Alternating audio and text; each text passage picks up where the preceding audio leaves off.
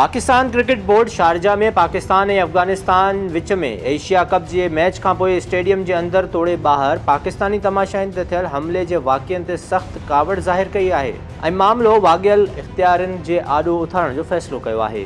ज़रियनि जो चवणु आहे त PCB शारजा जे स्टेडियम जे अंदर ऐं ॿाहिरि पाकिस्तानी तमाशाइनि ते थियल हमलनि जे वाक़िअनि ते नाख़ुशि आहे ऐं PCB पारां अहिड़नि वाक़िअनि ते सख़्त एहतिजाज रिकॉर्ड कराइण जो फ़ैसिलो कयो वियो आहे। PCB जे ज़रियनि मूजिबि मामिलो ICC ऐं शारजा जे इख़्तियारनि समेत मुख़्तलिफ़ फोरम्स ते उथारियो वेंदो। PCB पारां वाॻियल इख़्तियारनि खे ख़त ज़रिए वाक़िअनि बाबति आगाह कयो वेंदो ऐं इहो मुतालबो कयो वेंदो त हमलनि में मुलविस माण्हुनि ख़िलाफ़ कार्रवाई कई वञे।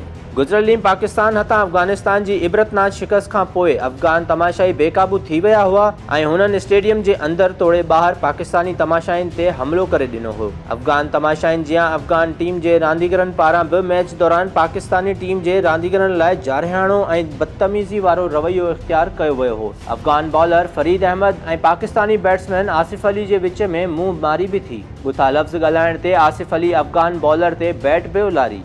ICC पारां आसिफ अली ऐं फरीद अहमद ते मैच फीस जो 25 सैकड़ो ॾंड लॻायो वियो आहे। अफ़गान रांदीगरनि जी बदतमीज़ी जो जवाबु पाकिस्तानी बॉलर नसीम शाह पंहिंजे 2 छकनि सां ग्राउंड में ॾेई छॾियो। हिन क़ौमी टीम खे फतह ॾियारी ॼण त हिसाब बराबरि करे छॾियो। शारजा जे इख़्तियारनि पारां बि पाकिस्तानी मदाहुनि ते कुर्सियूं उछलाइण ऐं तशदुद करण वारनि वाक़िअनि जो नोटिस वरितो वियो आहे ऐं उमेद आहे त ज़िम्मेवारनि ख़िलाफ़ जल्द कार्रवाई कई वेंदी।